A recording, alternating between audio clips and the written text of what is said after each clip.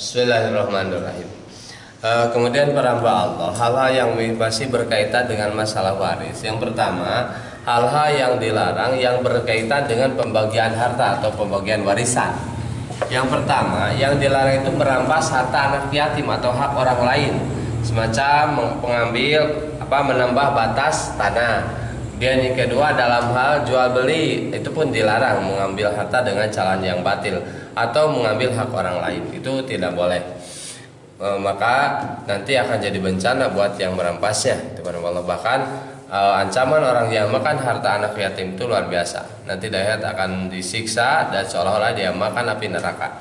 Dan yang kedua, anak atau orang tua angkat tidak mendapatkan waris.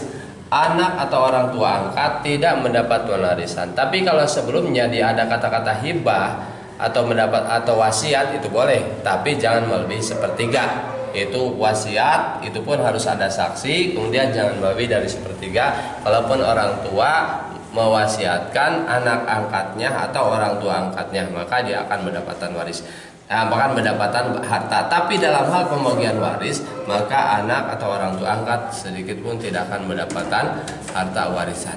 Umpama si A mengurus anaknya, mengurus anak angkatnya atau bapak angkatnya, dan ada hartanya, kemudian dia ambil, nah itu tetap termasuk harta yang batil, harta yang dilarang, kecuali atas persetujuan anaknya atau atas persetujuan orang tua angkatnya. Kalaupun ada kata-kata persetujuan sebelumnya atau ada wasiat, maka dia berhak mendapatkan harta itu. Kalau tidak, maka tidak mendapatkan.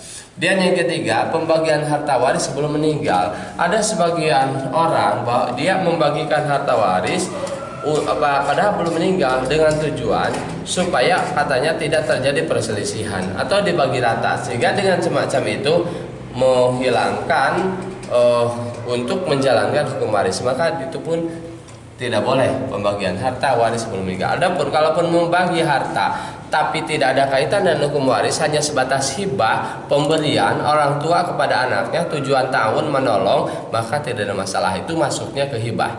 Dan yang keempat, hibah tujuan tidak menjalankan hukum waris. Jadi pembagian harta sebelum meninggal dibagiin kepada anaknya atau kepada siapapun sebelum adanya penegakan hukum waris, tujuannya agar hukum waris terhalangi, maka hibah itu tidak boleh, bahkan terlarang. Dan yang kelima, wasiat harta kepada ahli waris. Tidak boleh mewasiatkan harta kepada ahli waris berdasarkan hadis la wasiyata li warisin, tidak ada wasiat ditujukan kepada ahli waris karena ahli waris sudah ada bagian furudul muqaddarah, pembagian yang telah ditentukan ataupun asobah sesuai dengan hukum Allah dalam hal pembagian waris. Itu saja, jazakumullah.